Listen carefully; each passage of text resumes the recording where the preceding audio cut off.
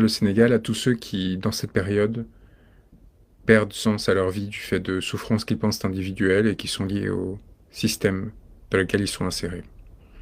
Le peuple sénégalais nous a donné un exemple extraordinaire à partir du mois de mars 2021, se montrant prêt à se sacrifier pour un homme dans l'espoir qu'il change son destin.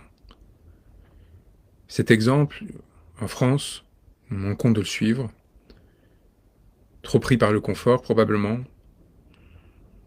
par une société qui, favorisant l'éclatement, notamment à travers les instruments oligarchiques que nous avons décrits dans Crépuscule, nous amène à nous affronter les uns les autres et à ne pas nous coaliser, si ce n'est en des moments exceptionnels comme les Gilets jaunes ou plus tard le Convoi des libertés.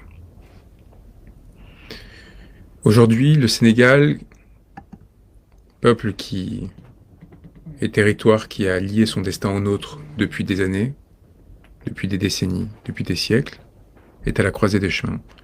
Et si ce message est écrit et publié, c'est avant tout pour le prévenir de ce que seul lui se sauvera, et non les institutions internationales que nous avons saisies, non les instruments du droit que nous mobilisons à tout instant pour éviter qu'ils soient retournés contre nous.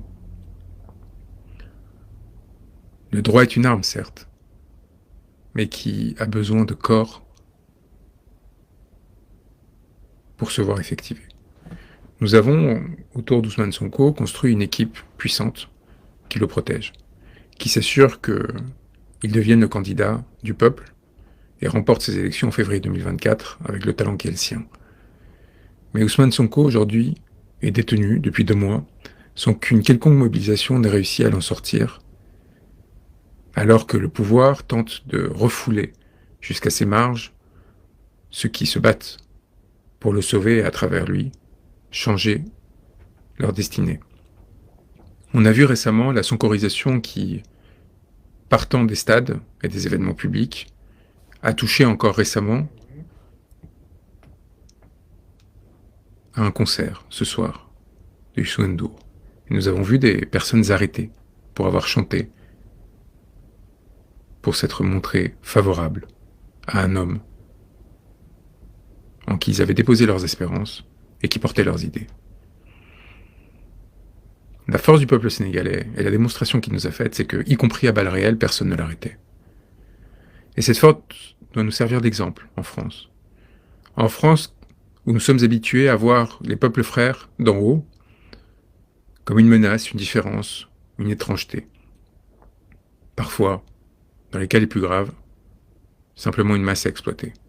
Nous devons prendre exemple de ces êtres qui n'ont pas eu peur de la mort et qui n'ont pas eu peur du stigmate, de la violence politique, mais aussi symbolique, qu'on tentait d'appliquer sur leurs dirigeants pour s'engager et entraîner une dynamique révolutionnaire qui pourrait basculer le monde à partir d'un territoire qui fait pourtant partie encore aujourd'hui des plus pauvres de la planète et qui se trouve isolé dans des dynamiques régionales particulièrement scélérates. Nous avons saisi récemment un certain nombre d'institutions internationales pour défendre les droits de M. Sonko. Mais ces institutions, rappelez-en vous, sont nos ennemis. Ce sont celles qui ont enfanté le système dans lequel nous sommes enfermés. Ce sont celles qui créent la souffrance à laquelle vous êtes confrontés. Et je vous invite donc en conséquent à vous rappeler et à répercuter que ce sont vos corps qui libéreront les 1500 autres corps qui sont aujourd'hui détenus. Ce sont vos corps qui nous permettront de libérer Ousmane Sonko et par là même de vous permettre à l'ensemble de votre citoyenneté de retrouver votre souveraineté. Nous ne sommes que vos instruments, des instruments qui dépendent de votre mobilisation, qui dépendent de votre capacité à maintenir cette forme d'engagement que vous avez démontré notamment dans la diaspora, en ne lâchant à aucun moment le président de la République, mouvement qui devrait s'étendre aussi aux principaux responsables des organisations internationales, qui parfois se montrent trop complaisants à son égard. Seulement alors, nous aurons une puissance d'action. Seulement alors, nous pourrons, à travers notre maîtrise des codes et du langage, produire cette transformation des énergies qui amènera à la libération d'un homme, puis d'un peuple tout entier. Nous vivons aujourd'hui en un système où la violence s'est diffractée, où l'élimination ne se fait qu'en dernière mesure par la violence physique, et avant par toute une série de mesures qui ont vocation à intimider, à isoler, à détruire. Aujourd'hui, 12 personnes sont entrées en mon domicile, l'ont violé, sous prétexte d'une affaire que vous connaissez, brisant les serrures, avec l'autorité de l'État, pour, encore une fois, tenter de m'humilier et de m'écraser. Ce n'est pas la première fois, ce ne sera pas la dernière. Le nombre de menaces, d'actes d'intimidation et de luttes que nous devons mener d'abord pour survivre nous, avant de permettre à d'autres de survivre et de s'engager, est invraisemblable. Il nous amène à retenir, non tant par pudeur, que d'une part pour ne pas vous effrayer, et d'autre part pour préserver notre effectivité politique, en vous en cacher l'ampleur. Nous faisons des sacrifices extraordinaires qui souvent semblent vains. Ça a été le cas avec la cagnotte de Christophe Détinger.